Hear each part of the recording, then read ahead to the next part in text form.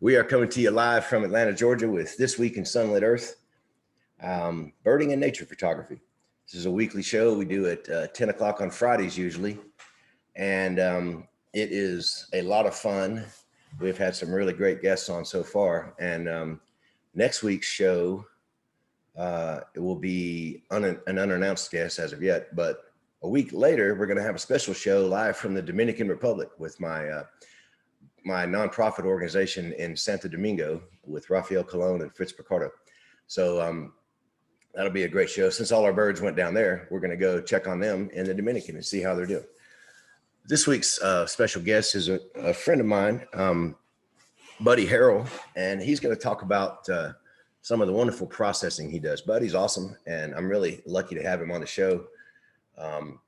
And he's at his millionaire mansion up in the rich people's part of town, and he's going to give us an idea of how he processes his best images. So again, thanks for tuning in, and here we go. This week in birding, what's happened around Atlanta, man? Spring migration has sort of fizzled a little bit. We've got a ton of blue grosbeaks and rose-breasted grosbeaks running around. Everybody's taking pictures of them, and that's been the exciting thing so far. And Buddy, just shake your head if you're getting good audio. Is everything good? I'm good. All right, man, good. So we like to check these things because, you know, while I am sort of an IT guru, not that much of a guru. So things sometimes go awry. So we check. All right, so I'm going to spotlight me real quick. There we go. And welcome, Steve Rushing. Hey, good morning, my friend. So the rose-breasted grosbeaks are everywhere. Steve Rushing may be our guest next week. I want to try to talk him into it. You know, he's a private kind of guy, but we're gonna put a little pressure on Steve. So what have we seen around here? The eBird, if you're not using eBird, you should be. It can be downloaded as an app on your smartphone, or you can use it on your computer. It's very simple to use, but that's where birders get their information of what's going on and where. And it's a great thing to record what you've seen and keep your life lists. And also you're doing citizen science with Cornell University. So we strongly encourage the use of eBird. Mute swan in Gwinnett. I'd have to see that to believe it. It sounds like a legit call from Sharon Stevenson. Okay. American Widgeon in Fulton County by Rusty Trump, who I know is a longtime birder, so he knows what he's talking about. Yellow-billed cuckoo still all over the place. A rufous hummingbird down in Paulding County. And this is the time of year when we get some of the hummingbirds that are still hanging around. You'll get the weird ones like the broad-billed, the rufous, sometimes in Anna's. That would be a real weird one. But the rubies, I believe, have headed south before this hurricane that's coming through. But we are getting some strange woodpeckers. The brown booby, that's right, is still up in Forsyth County. It is still eluding my camera lens after several attempts, but I was reading on the Explore feature in eBird where there's actually 3 brown boobies in Georgia at 3 different lakes, and people are going crazy over them. I would love to see a brown booby live, but you know, this COVID thing has got me kind of hanging close to the crib. Hairy woodpecker, let's see, great cresteds, kingbirds.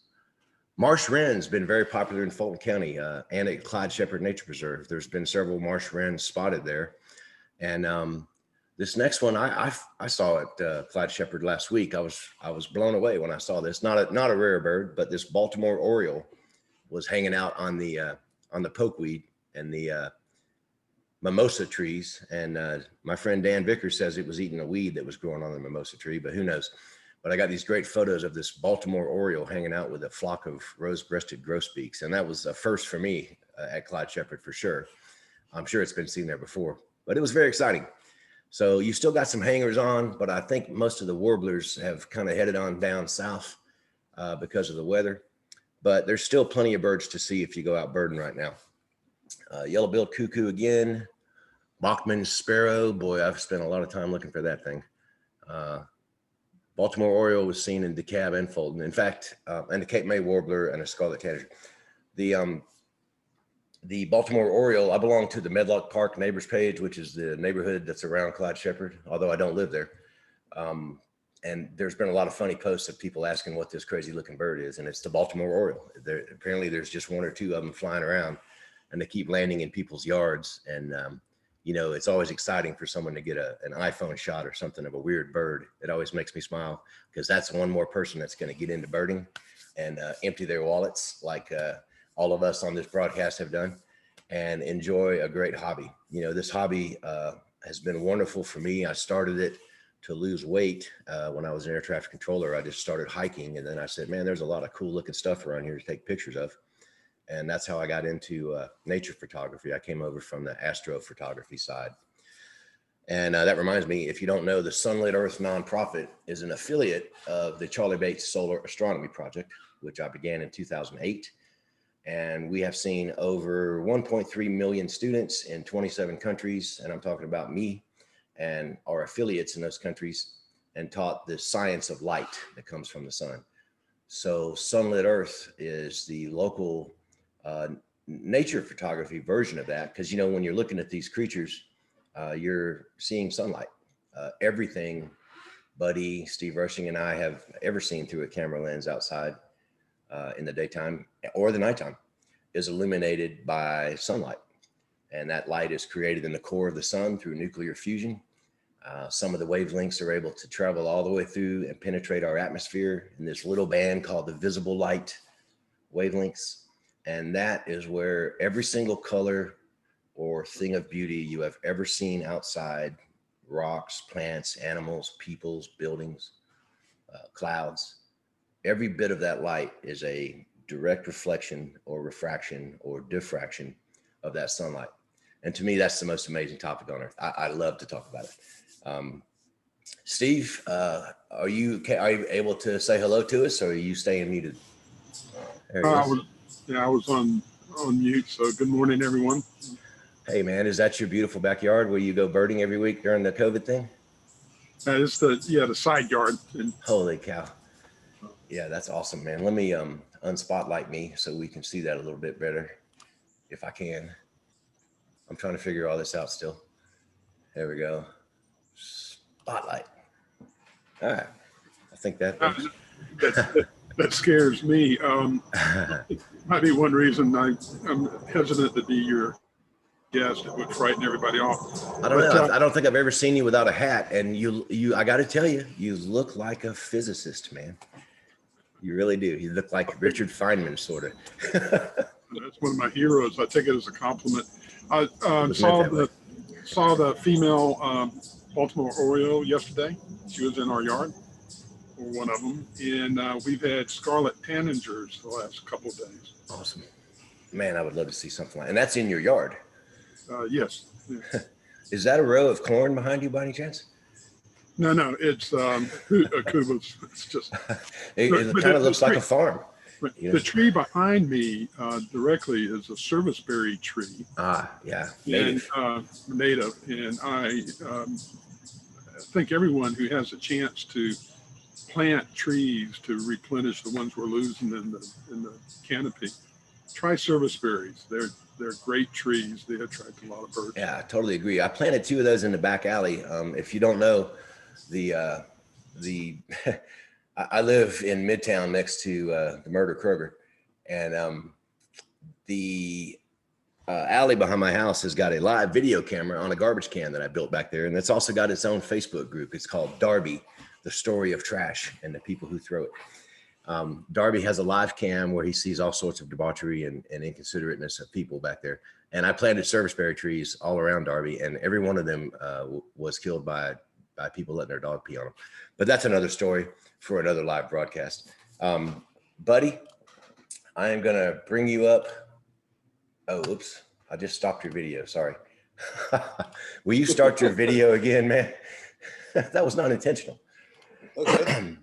Yeah, that was a short career. Yeah. Sorry about that. I'm trying to pin you. There we go. There's Buddy Harrell.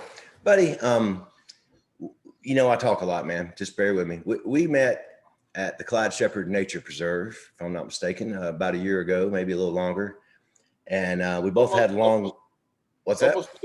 Almost 2. Wow, man, time is really flying by. I tell you, I can't believe how old I am.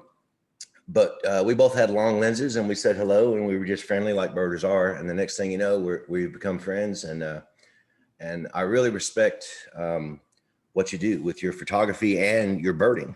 Buddy also uses eBird, and you can see some of his reports sometimes on eBird if you go and explore our area. Buddy, first off, tell us a little bit about yourself, man. What made you start looking at birds and going out and checking out nature? Well, I've thanks Steve for inviting me. I feel like I'm kind of on the Howard Stern show here. So anyway, I maybe going back a little bit further than that. I became fascinated with electronics and things like that at a fairly early age. I built a crystal radio when I was a kid, and I played around with Heath kits and got interested in electronics and that kind of thing. Right. And so are we back? Yeah, we're good, man. You're good. Okay. And Yeah, so you're also into astronomy, aren't you? We share that same hobby. well, I did. In one of the photos I'll show in a minute is a kind of a composite while I was learning how to do Photoshop and some other things like that. I did a couple of composites, one of them using a shot of the Milky Way I took. Awesome. And so anyway, when I was a kid, I got fascinated with electronics. I went to Georgia Tech and majored in electrical engineering.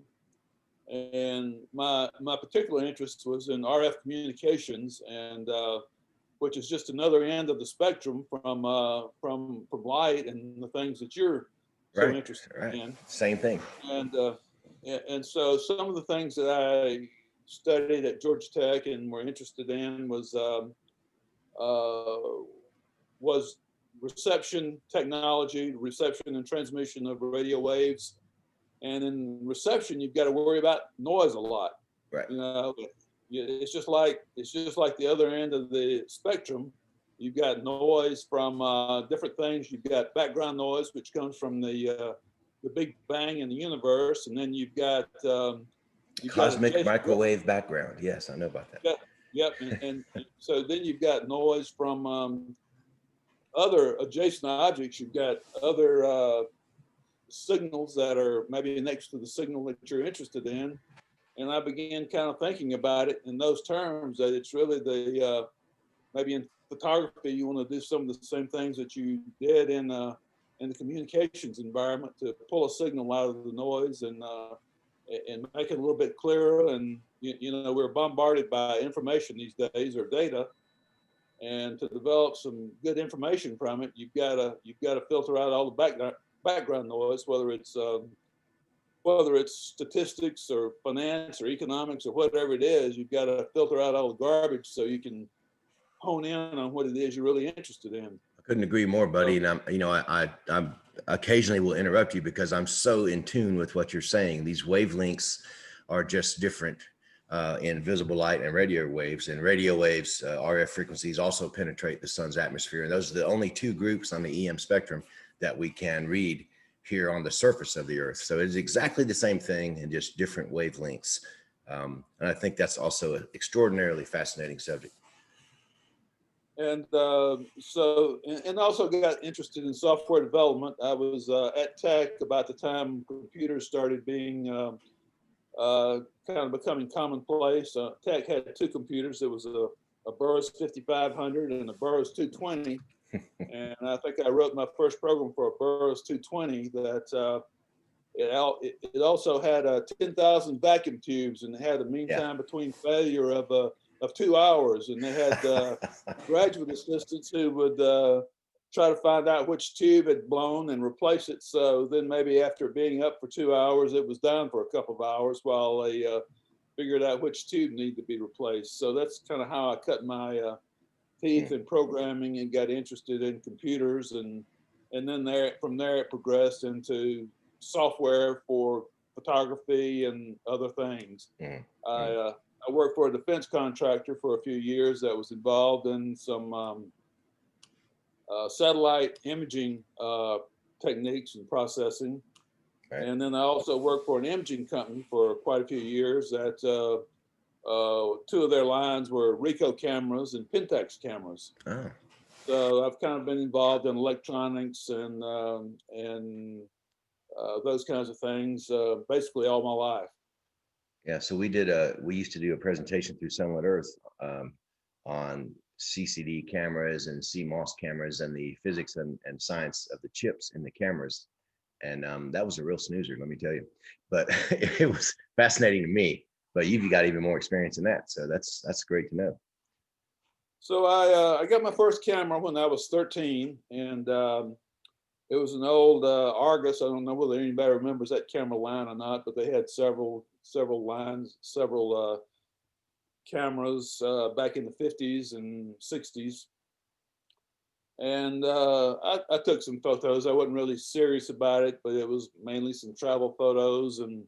And then later on, when I had a family and kids, I started doing a lot of family photography and things like that. But then I guess in 2003, I got my first digital camera. It was a Canon 10D, and I think it had a whopping 6 megapixels maybe, or something like that. State of the art then. State of the art then, and I got a 300 millimeter f4 lens to go along with it. Holy cow! And I guess I'll show it in a minute whenever I share my screen. But I still have the first, what I consider halfway decent bird photo that I took up in Unicoi State Park along about that time. So. Right.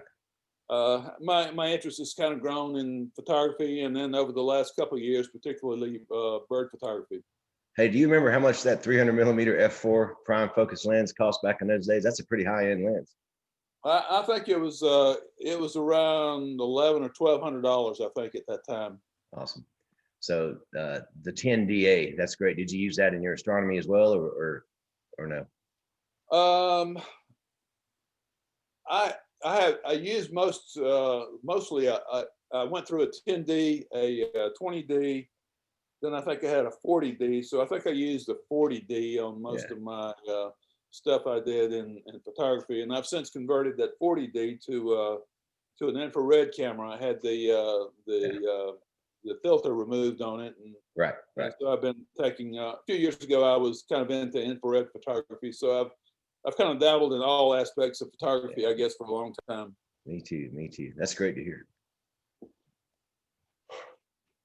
I'm really impressed with your processing techniques and with your images that you put up on Sunlit Earth. And I think it's great that Steve uses a different brand camera than the majority of folks. I use just the old Canon, and you have some different software that you use from a lot of folks.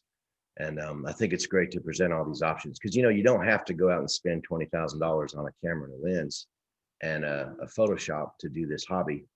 Those things certainly will work well for you.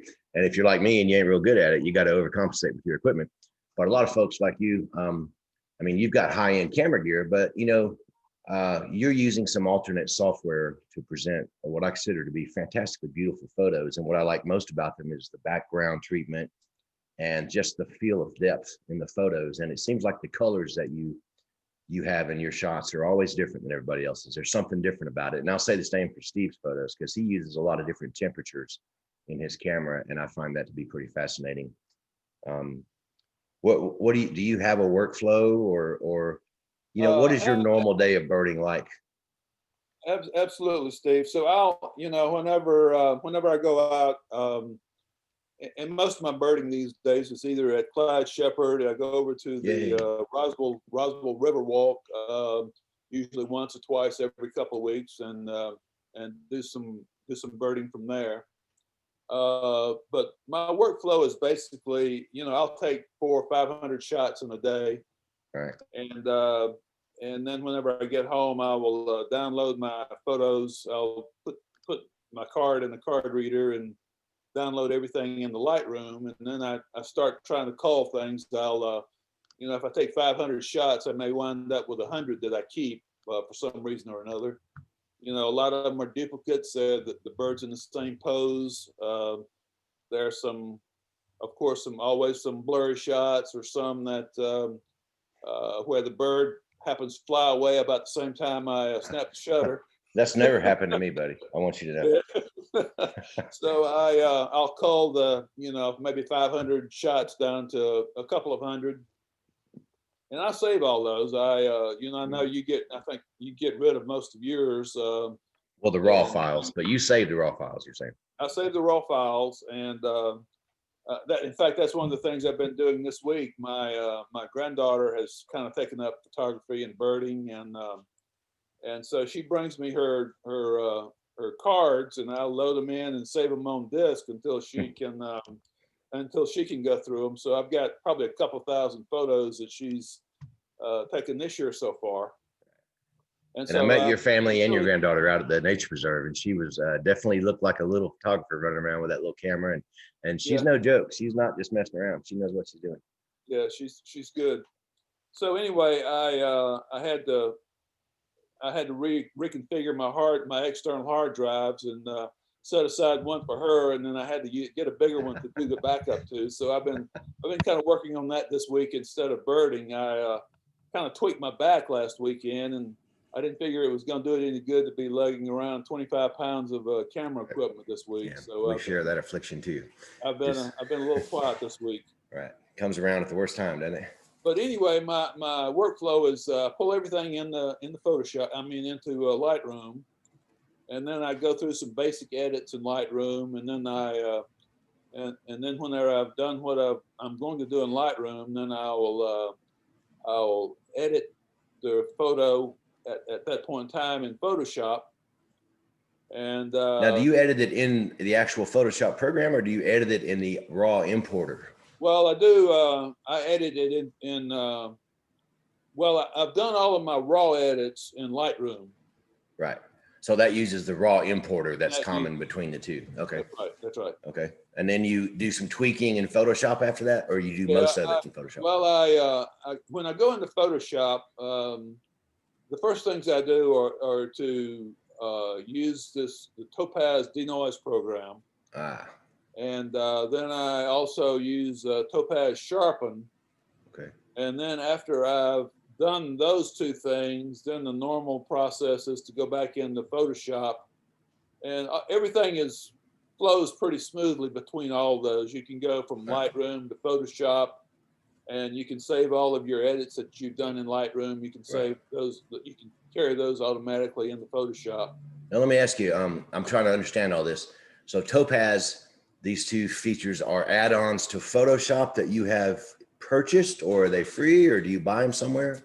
You have to buy them, Steve. Topaz has about 8 or 9 different programs, and I think I probably got all of them. But I use Denoise and Sharpen more than anything else, probably. And those just download and are added to your Photoshop menus? That's right. Whenever you install it, they go in, and so when in Photoshop, when you go to filter those, so it's an available software filter itself can either work as a plug-in, or it can be a standalone. So you can drop an image into those if you just want to work with something that you don't necessarily have stored in Lightroom or Photoshop. Now, we're both Mac users. Is that available for PC and Mac? Yes, it is. Yes. Okay, very good. Do you know if it's available for Linux by any chance? Not that I know of. We can check. And the good thing about it is, so each one of the modules are fairly, if you buy everything separately, you can run up a fairly decent price tag on it. But they sell things in bundles, so you can do what they call a utility bundle that has maybe 4 different modules in it. And there's another one called a creativity bundle. Right. But everything, I think pretty much everything they have, you can get on a 30-day trial.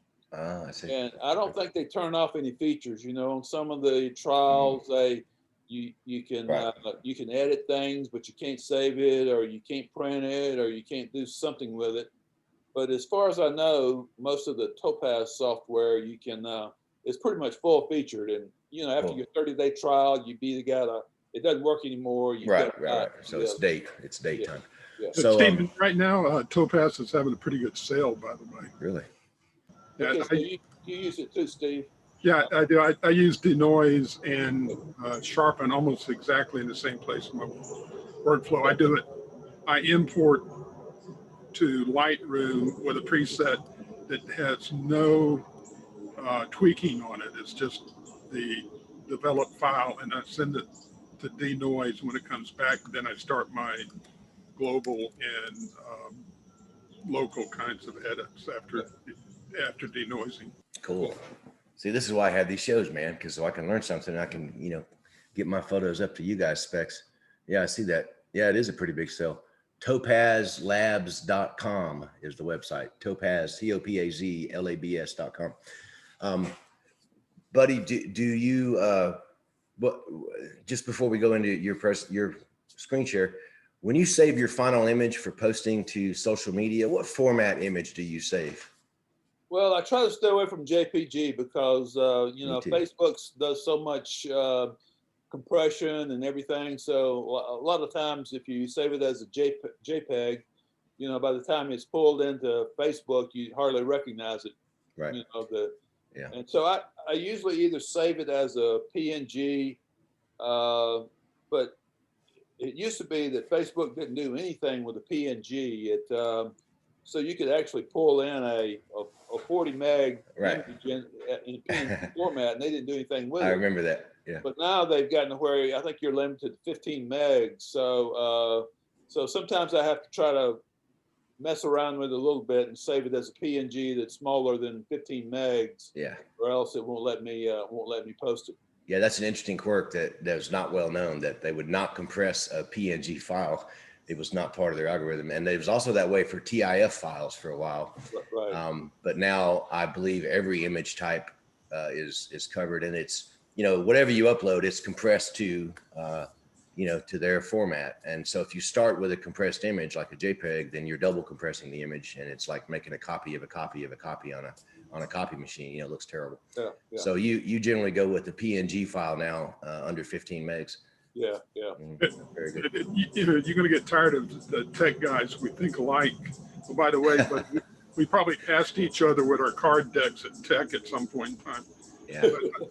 But I say, I export the ping for Facebook too, and I set a size limit that is recommended for Facebook. So the long side is 2048.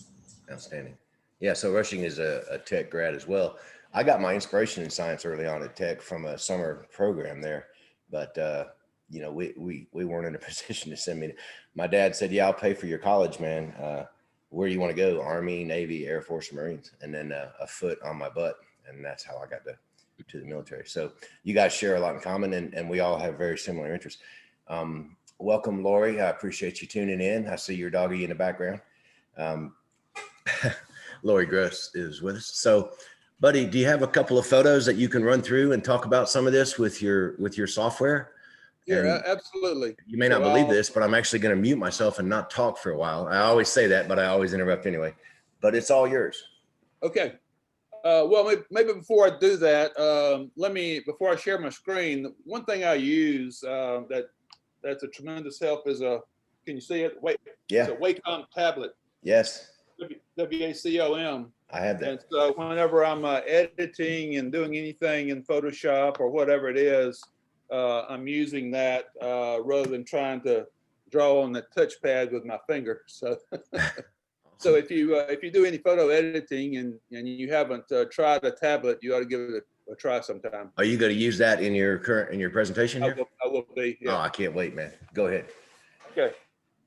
So, all right, I'm sharing my desktop. Can you see it now?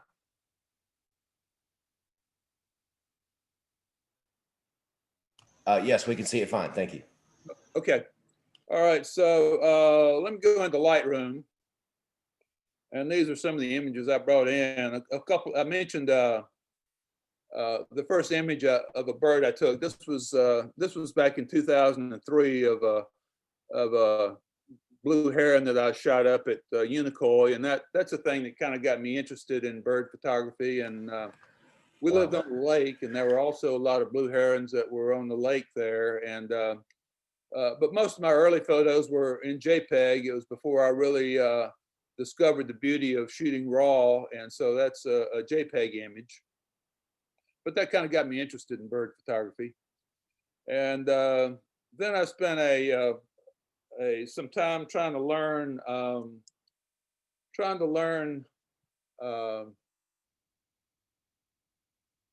let's see what happened here.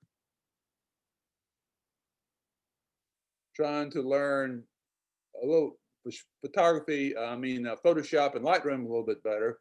So I started fooling around with masking and compositing and those kinds of things. And so these are a couple of images that I created because I just didn't have a lot of bird images to play with. So I kind of played with these. This one is actually 4 different images that I put together. This is the one of the Milky Way shots that Steve and I were just talking about. This part of it is a seaside that I shot at a beach in North Carolina. And then these are ruins. Anybody that's familiar with the Atlanta area, these are the ruins from Soap Creek Park. And then I put a torch over it. But anyway, it was just kind of a fantasy kind of a thing. And I was posting in some Facebook groups, and I would usually write a poem of some kind that accompanied the image. This was one I did. It was using some of the same components, but this is one that I kind of thought of depicted the deep South after the Civil War. So this is somebody in a lady in an antebellum dress. So this was actually a photo of a picture I took up at the Booth Museum up in Cartersville, and it was all just kind of practice cutting around the edges, putting things together, working with layers and mask and Photoshop and that kind of thing. And so then I kind of went on. Then I started getting some bird photos, and this was one I put together of a barn owl and an old tree and the moon, and I kind of played around with that for a while, and then went on to some other things. This is one that I put together. I used to photograph a lot of waterfalls in North Georgia, so and I had a lot of waterfall shots, and I had a lot of blue heron shots, but a lot of the blue herons weren't in a very attractive environment, so I played around with that for a little while. But so then earlier this year, I guess I really kind of got into maybe more traditional bird photography. But I was over at Clyde Shepherd one day, sitting in the new photo blind, and and blue heron lit in the tree right above me. So I took probably 200 or 300 shots of him sitting right above me, and then played around with him in different positions and different poses. So let me.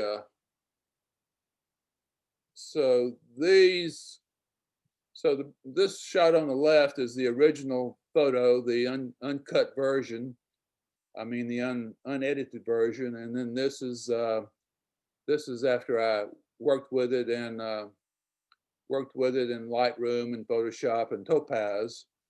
And I didn't do a whole lot with the background on this one. This was just primarily the bird. It was close cropped image, highlighting some of the feathering of the bird and his posture and those kinds of things.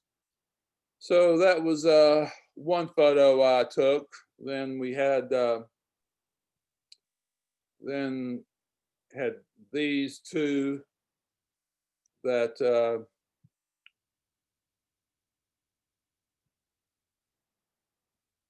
oops, wrong one.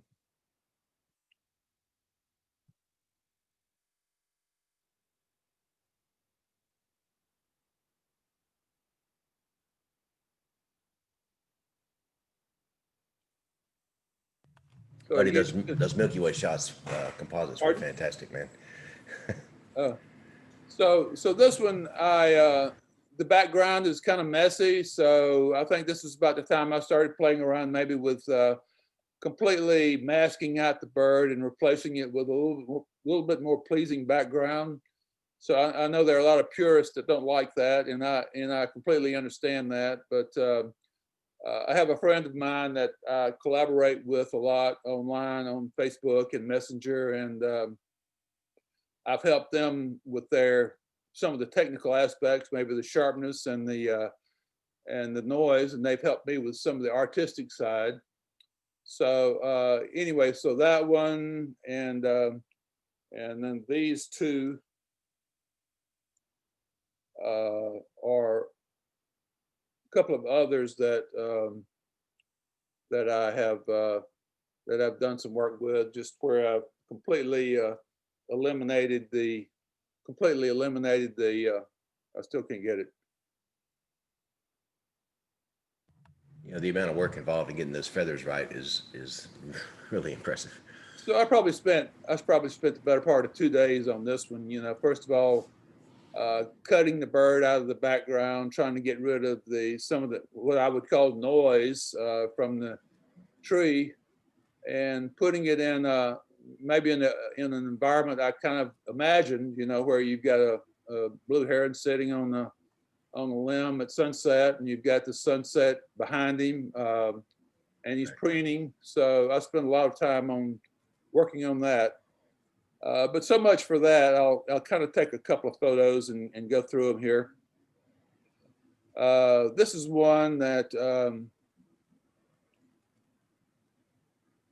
I really haven't done too much work with, but I thought we could take a look at how I would do that. But you know, this was shot up at the Chattahoochee, and it's got, you know, a pretty ugly environment. You've got, I can't tell what this is here, but first of all, it's overexposed.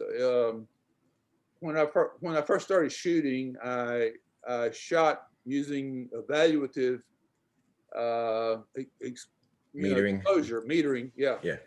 And I've since learned I really need to use spot metering to kind of. I had a lot of overexposed photos, you know, whenever I would do that. But my workflow would be to, first of all, let me slide this a little bit over. My workflow would be to take it in the Lightroom. So this is just as it came in the Lightroom. And that's a raw image there that you're working on? That's the raw image. From your camera. Okay, thank you. From my camera. And I usually try to adjust the temperature a little bit. I usually like it to be maybe 5,000 to 5,500 degrees. So I'll usually slide that up a little bit, unless it's already there. By the way, that's the temperature of the surface of the sun. Yeah. Steve. And the first thing I do is I bring the highlights way down, because that, you know, I try to get rid of anything that's burned out or any really bright parts of it. A lot of times I'll take the shadows up to kind of open up the shadows. You know, in this case, I don't think it makes too much difference. I'll maybe bring it down a little bit. I work with the whites and the blacks. So if you hold down the Option key on the Mac, I'm not sure what it is on a PC, but you can run the slider, and you can, and I'll go to where it just is starting to be burned out, and then I'll bring it back just a little bit. And then I'll do the same thing on the blacks. I'll take it all the way down till the blacks start being completely obscured, and then back off of that just a little bit. So I've kind of got it where I want to start from initially from an exposure standpoint. I'll usually go in and crop it, because I know I'm not going to want a lot of that. And, you know, I'll crop out all this trash down at the bottom. And I've got a lot of things going on up here at the top. So I'll just, and since the bird is looking in that direction, that's the way, you know, I would want the bird to be looking into the photo rather than being on the side looking towards the edge.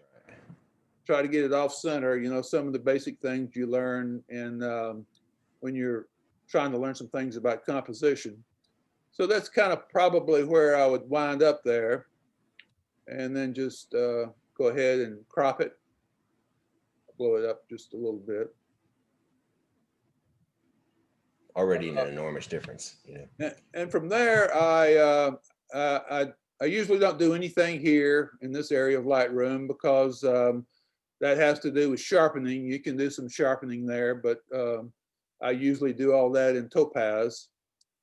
I'll go a little bit further down and probably do a little bit here on the tone curve. I'll just add a little bit of contrast. And then you can also go in and you can work on particular parts. Like if you wanted to tone down the highlights a little bit more, you could see the light areas, even being brought down a little bit further. So whenever I've done there, I will go down here. This doesn't have a lot in it, but I will usually, if it's a photo that's in the, with a lot of green, a lot of this, again, this is noise, all these green sprouts. I think this was in spring. So I'll probably tone down the luminance of my green a little bit. You can see the green being toned down a little bit, so it doesn't, it doesn't compete with the photo itself, right, so to speak. And I probably won't do anything else there. Sometimes I might tone down the yellow a little bit also, but I don't want to do it too much because you've got, the eye and the beak and some other things have yellow tones in them. So I don't want to tweak that too much. Sharpening and noise reduction, Lightroom does a pretty good job of it, but since I'm going to be doing that in Topaz, I'll just pull that all the way down. Noise is all the way down. And then the final things I'll do is go in and do some lens correction, remove chromatic aberration. And then when you click on enable profile corrections, it's got a lot of them already in there. So it knows what kind of lens I'm using. This is a Canon 100 to 400. So it automatically picks that. Sometimes you got to be careful. If your lens profile is not in there, it might pick the wrong one and you'll wind up with some aberration in there that you probably don't want. Right, and that's correcting the known issues with that lens from the manufacturer, right? Absolutely. Yeah. And you can do something. You can even take your own lens and I never have done it. Maybe you have, Steve, but you can go out and you can do some test shots and actually correct the make some micro adjustments on the camera. And so when you mount that lens, it matches up the serial number of the lens with what you've stored in your camera, and it knows that as far as focus and some other things like that, that you've got some micro adjustments that you want to make. And you can do that to really get really accurate focusing on some birds. But anyway, so that's all I'm going to do in Lightroom right now. So I'll just right click on that, and then I'll go down and say I want to edit in Adobe Photoshop.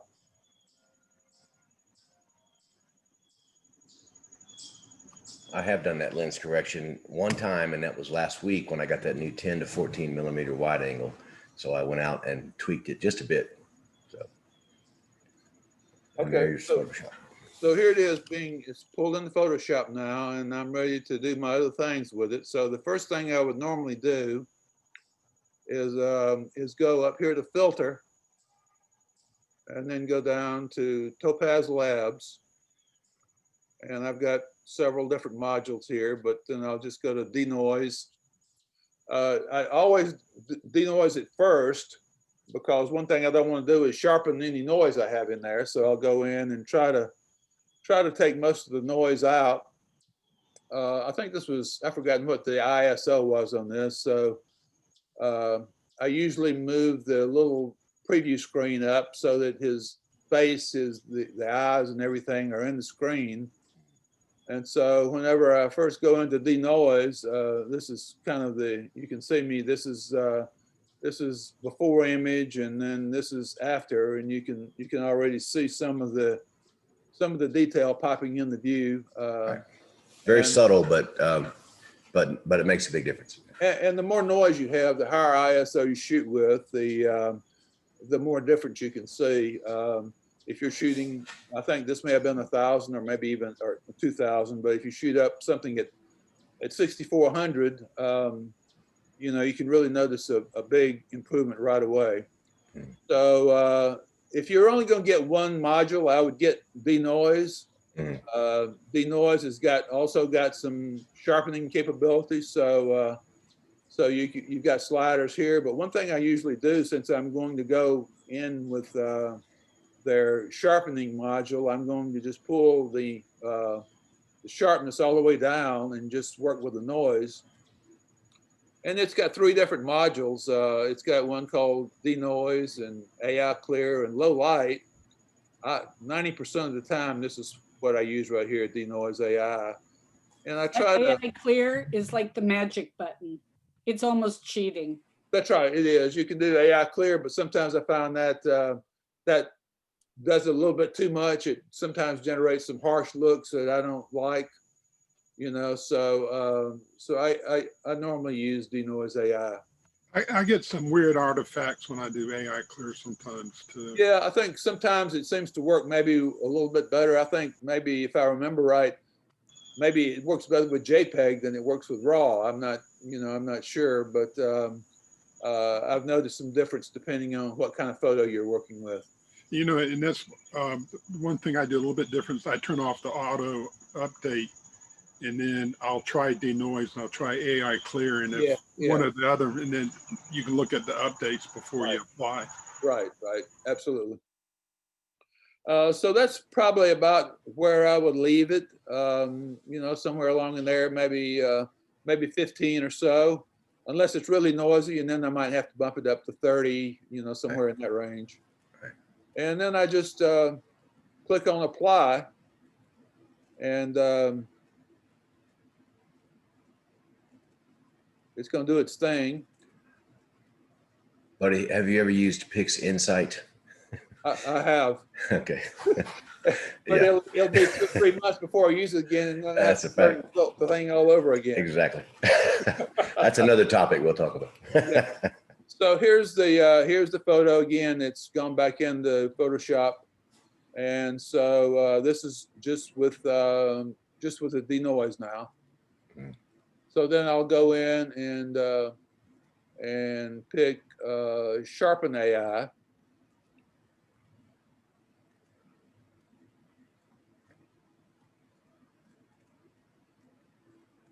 And buddy, are you using a Mac Pro desktop here, or are you using a MacBook, or what are you using? It's a Mac Pro desktop. Mm. Did you buy one of those new $60,000 ones? No. I've got this, my wife just came in, but I bought this. It's about 3 years old now. So, but it's a pretty healthy. It's got solid state drive, and it's got. I use the same setup, so I know what you're talking about. Yeah. But the interesting thing, all of my photos and everything are all on external drives, and I've got a solid state drive in Lightroom. I put the directory on a solid state drive, and that speeds Lightroom up a lot. That's exactly how I run it too. And I have my photos on just a regular drive, and then so it with using solid state for the directory, it really speeds up Lightroom. Yep. So I'm in AI Sharpen now, so I just pull noise all the way down because we've already done that. Maybe move up here to his to the head. Even over the internet, I can really see an incredible change in this photograph. I'm sold, man. So now this is and you see this is carrying it too far. So whenever I go into again, this has got 3 different modes, and if you look on mode, it said it determines what model to use. Sharpen for general sharpening, stabilize for shape correction, focus to correct minor focal blur. And so it starts out here. I'm not sure whether there's some settings I can tweak to change it, but I usually use this module right here. I find that it does a little bit better job in terms of making the image a little bit softer and more pleasing to the eye. And sometimes I'll bring up the sharpening a little bit, or sometimes take it down. But this is where I'm at with with sharpen, so you can see kind of a before and after. Right. And I think I kind of like that, so I'll go there. And again, you know, this is all math. I mean, these photos are seen by the computer as just a large array of numbers in relation to each other, representing the pixel magnitudes. And this is all just comparing these numbers and applying mathematical formulas to them. So here we are back in Photoshop, and here's where I spent some time in Photoshop. But the first thing I usually do is to make a copy of this, because if I screw up, I don't want to have to go back through everything. So I just go up to layer and create a duplicate layer. And so now I've got two copies of the same thing. I'll take this lock off because there's some edits that I may be doing that I want to be able to do. They won't let you do on the background, but if you take the lock off, you can. So I've got two copies of it. And one thing I want to do, we talked about signal to noise ratio and all that kind of gobbledygook, but this has got a lot of things in the background. I want to tone that down a little bit and make it not so prominent. And when you darken it and blur things a little bit, you know, it gives a three-dimensional look to the image. And so the first thing I'm going to do is actually go into another Topaz module, and it's called Studio 2. And I'm probably going to do something that maybe makes a lot of people go crazy and turn it off, but I'm going to go into Topaz Studio. And again, there's a lot of overlap between the Topaz modules, so they have a lot of things in here that I don't use because they're somewhere else. We mentioned AI Clear a while ago. Well, it's got a version of AI Clear in here. So you can go in and do some cheating here and do some things or basic adjustments. But the way I use it is primarily to what I'm going to call add a look. So I'm going to it's got several different things. It's got some categories that it calls simple adjustments, and then it's got some that are called artistic. And I'm going to go into artistic, and it's got several different things on here. But I'll go down to one I use a good bit. I'm not sure it's the best one for this, but I'll go down to this one called Van Gogh. And so I'm certainly not going to do this to it. I don't want the bird to be modified or anything, but what I'm going to do is I'm going to apply this to that layer that I just created. So I've got a foreground layer, a background layer that's where I've had this effect applied to it. And I've got the primary layer that's got the bird on it. So what I'm going to do is I'm going to add a mask to here. And so I don't know anybody that's worked with Photoshop, and you know anything about masking. When you've got a mask, can you still see the screen okay? Yes. Over here, so you've got, these are the colors that you have. So I've got black and white, and you can switch these back and forth by just clicking on it, or you can also learn some of the shortcuts. So if you just click on the X button, it switches back and forth between them. So if you go to brush, your brush, and I'm gonna be using the Wacom tablet here in a minute. So you're creating a mask here is what we're doing. Yeah, we're creating a mask. So what I'm going to do is punch through the original photo and just kind of paint on it a little bit and make some of this background layer come in. Right. So I'm on my mask. I'm gonna make the mask a little bit large. I mean, the brush a little bit larger. You can do that by just clicking in the open and close brackets. And so I'm just going to start painting a little bit on the. So by painting, you're allowing the effect you created to show through the original image in certain areas by brushing. That's right. That's exactly right. So I'm not trying to go all the way through, but I'm just kind of trying to mute the top layer a little bit and kind of paint through so the background layer bleeds in a little bit. Fascinating. And you're not doing it to the bird, you're doing it to the background. That's right. I'm trying to leave all of the detail and everything I've done to the bird. I'm trying to leave that all natural and just paint a little bit in the on the original photo, and then bleed through a little bit of the background effects and things I did, just to kind of mute the background a little bit. I can spend some time trying to get a little bit closer to the bird, which I usually do, and so that I don't have any kind of a halo or anything. Whenever you're looking at photos and you see a halo around something, it usually means that they've done some compositing or done something to it in terms of editing that's kind of created that halo. And you can do this with your mouse if you don't have a Wacom tablet. It's just easier to do with tablet. That's right. That's right. Okay. So I've painted through, but if you click on you can click on the mask, and you see I haven't completely obliterated the foreground, but I've just kind of let the hint of the background bleed through.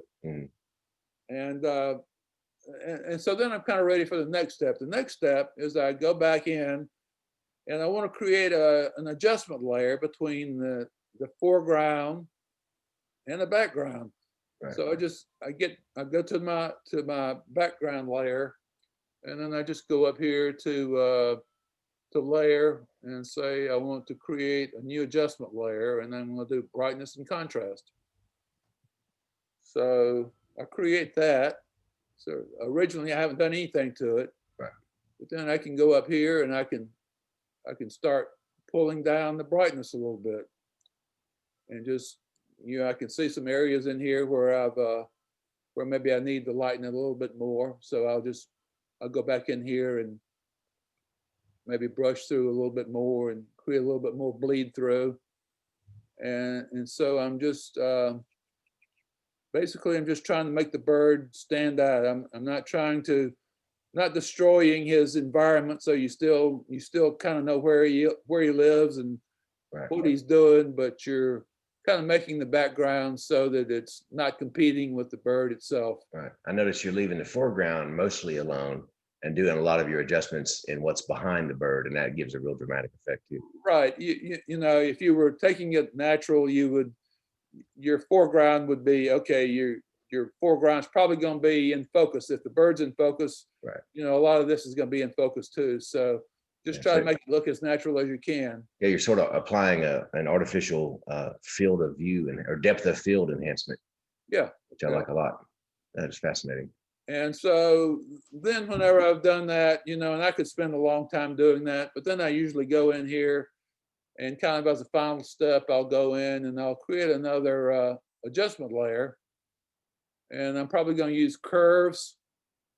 And then I'm just going to go in and tweak the curve a little bit to add a little bit more contrast. So I'm going to tweak it kind of an S-shaped curve to tweak the contrast between the bird and the background and some other things. So that's kind of it, Steve. And 25 words or less. That's my basic technique. That is pretty awesome, if you ask me.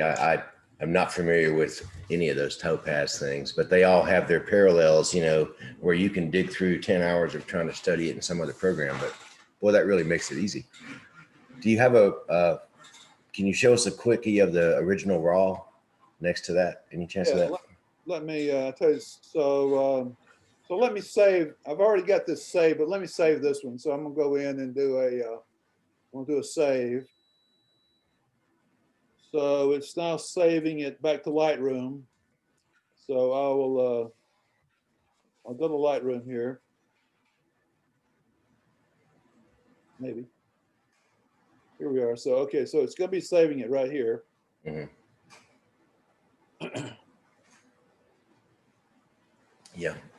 That's some great information. So now I will, Wow. so now I will pull those in together. So here's the original, but this was done. So this has had some edits done to it. This has got the Lightroom edits that I did. Yeah.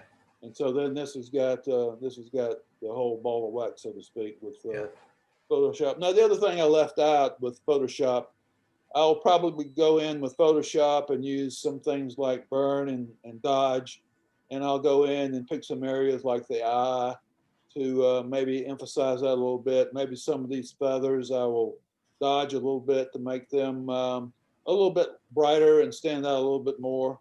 And so I'll do some final touch up with some of the Photoshop edits there. Yeah, I find that entire process to be fascinating, and just watching the changes occur and see what a dramatic difference it makes, you know, and you're not making anything look crazy. You're making it look more natural to me, you know, because the camera's does its thing, and it's you know, you're just tweaking what's visible. I find that awesome. You know, I'm just going to tell you right now, buddy, I kind of underestimated you, man. I got to tell you. I had no idea you were this advanced in processing techniques, and I love it when somebody underestimates me, which is quite often. But this one is going to be one I watch a couple times. Steve, are these similar things to what you're doing in Topaz? Should we have a show just for you? If he still No, lives? no, that my workflow is very, very similar to Buddy's. I don't use Photoshop. I use Lightroom almost exclusively. If there's some things like some of my night photography, I might go to. So you open it in Topaz standalone then? No, I've got it set up where it's a plug-in to Lightroom. So I see. when you can go up where it says edit in Lightroom and pull it down, and you can say edit in, and I have it set up. I got you. Right. So I got you. So I kind of stay in there,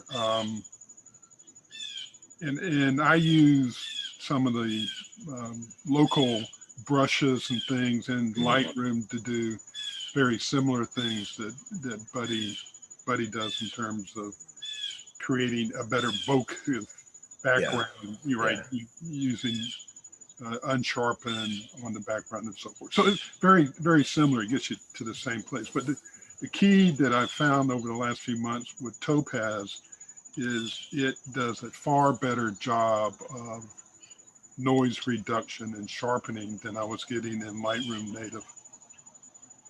Right. Lori, is this similar to what you're doing on your end, or? I do more in like Steve does, mostly Lightroom and then some touch-ups in Photoshop. I've used the AI Clear. I haven't used the Denoise. I used a sample of it when it came out, but I think I'm going to head in that direction though. The Denoise, because as you know, when you're shooting, especially at a distance and there's branches and stuff, you pick up a lot of that stuff. One of the things I was going to mention, Steve, is that, you know, that's exactly right, because how I used to shoot was I would usually shoot wide open, you know, but then I would try to set the speed based on what I thought the bird was going to be doing. You know, if it's in the water, I'll have one speed. If it's sitting in a tree or a branch, I'm doing something else. But then set my speed, my ISO. But with some of the, whenever I saw how well Denoise handled the noise in the photo, I started changing how I shot. So I shoot entirely manual from an aperture and a speed standpoint, and then I set the ISO on auto. Yeah, so I don't worry about, is a bird going to be in light 1 minute and then in the shadows the next. The auto ISO takes care of it. You know, I might have to deal with a little bit more noise than I normally would, but Denoise AI does a pretty good job on most things. Right. That's also how I shoot. You know, we taught a very basic raw importer lesson, because, you know, when we're out on these hikes and you see people, they always, you know, they want to know how to do it. And you'll ask them, well, what are you doing now? Well, I just shoot in JPEG, and they don't do anything. So I always try to get people first off to understand you need to be shooting in RAW to begin with. It's amazing how many people will come out with a $3,000 or $4,000 setup, and they're just shooting in RAW. I mean, in JPEG. And I'm like, well, you could just be using your iPhone. But that's the first thing. And those of us on this call are at an advanced level of processing, but just getting people to go to RAW is a scary thing for a lot of people that are just starting to get into photography. But boy, these results, and Lori and Steve Rushing and even some of my measly photos should convince you to immediately start shooting in RAW and then using these programs.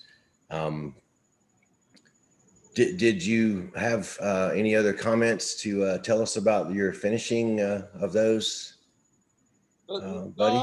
That's basically the flow. Now, one thing, there were you included another photo with the announcement of the meeting.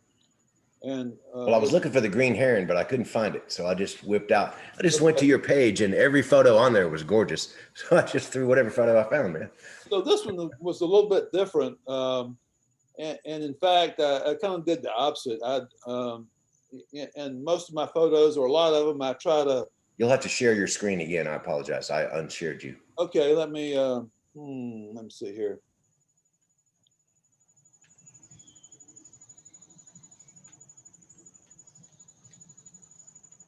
Not sure what I did here. And in the meantime, how many people are actually wearing pants on this call? Because Zoom, you only have to dress from the waist up. Oh, you're wearing pants, Lori? I know Rushing is. He never wears pants. Okay. I today am actually wearing long johns, which can be called pants. So there we go. So all right. So I'm back on sharing the screen now, right? Yes, sir. We see it fine. So if I where'd it go? So here, so this photo, can you see it? Yes, sir. It looks good. Okay. So this photo was actually one where I kind of did the opposite. I didn't do anything with the background. In fact, what I wanted to do was, I felt the bird was kind of in a pretty attractive environment. I liked the reflections here in the water and the water, which was coming off his bill, and the crawdad as he yanked him out of the water. So actually what I did in this case was not do anything with the background, but rather I just kind of toned down some of the water reflections in the background, concentrated on the bird itself and the rim lighting, the reflection, and kind of emphasized some of the things here in the water. So this one was kind of different from a workflow standpoint, maybe than the other one I did. But that's really all I had to add. And where was that finished product? Can you click over there and show us?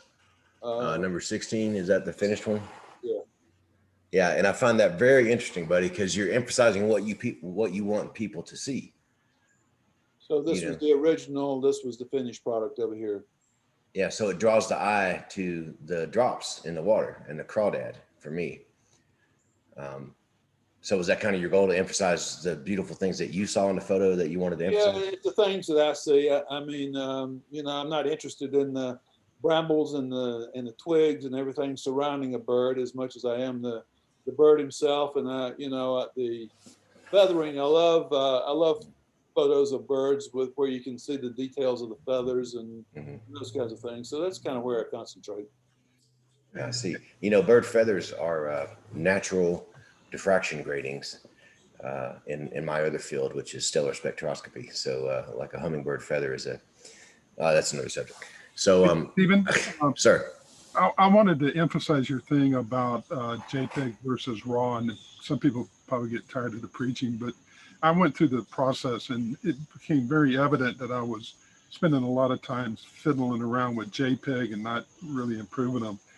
And people ought to think about, when you go to RAW, if you import them into Lightroom or to Photoshop, the Adobe Camera RAW is set up profile to the specific camera. So it does a really good job of getting your picture to a really good start. You don't have to fiddle with it if you don't want to. It'll be a dramatic improvement. And then Topaz, I often ask it to think about what it wants to do, but just pick an auto, and it chooses pretty good most of the time. Not always, but pretty good. So the amount of time you spend in front of your computer, which is a complaint some people have about RAW, really is not that much more than if you fiddle with JPEG, and you just get a lot better product, because Totally agree. the software's getting smarter and smarter, and it's very camera specific in terms of the profiles, like Buddy showed with the lens profiles and those kind of things. So you can just run it through ACR and export it, and you're done, and you'll have a lot better picture than probably your JPEG. Well, I got to admit that I can't remember the last time I edited a bird photo in Photoshop at all. And the only thing I almost ever use is Adobe Camera Raw. But, you know, I'm more in it for the scientific than I am for the artistic. But after seeing Buddy's presentation, I think I'm gonna go with something more. But I do, and we did a show on my workflow. I did it for Atlanta Audubon the other day, and it was just, I'm trying to get me in the center here. Sorry, it was just processing in Adobe Camera Raw, which is certainly a humongous step up from shooting in JPEG. Your camera. All right, somebody is unmuted. Okay, let me. There you go. You know, any camera that you're using is always shooting in RAW. That's how cameras work. RAW just means the actual data from the chip. So any point and shoot iPhone, anything is creating a RAW image using a CMOS or CCD sensor. When you tell the camera to shoot in JPEG, you are telling it, I don't care how you process it, just give me something. And it's applying the same processing to every image. And like Steve said, the technology it's improved dramatically since the early 2000s. And you do get a somewhat decent picture if you have, you know, the skill to take a good picture to begin with. But if you're like me and you don't have the skill to take a good picture to begin with, shooting in RAW allows you to just sit there and still be at the camera, because you're telling the camera, just save the array of numbers from the RAW image and let me decide how I want to process it. So it's basically like you're still sitting there. If you screw up on the exposure, you can fix it, you know. So we can go on and on about that. All of us already know that, but trying to convince people to do that is exactly what Steve Rushing just said. They think it's going to be some elongated, big, drawn out process that they can't possibly understand, because people are fearful of something new. So we're going to have to make it our personal goal to go out and get 5 more people this week to shoot in RAW, and quit lying to us. Because when you ask them, they go, oh yeah, I shoot in RAW, I shoot in RAW. And then they don't shoot in RAW. You know, it's like a shame thing now. Hello, Miss Harrell. Lori, I don't know that I'm even all that familiar with what you're doing.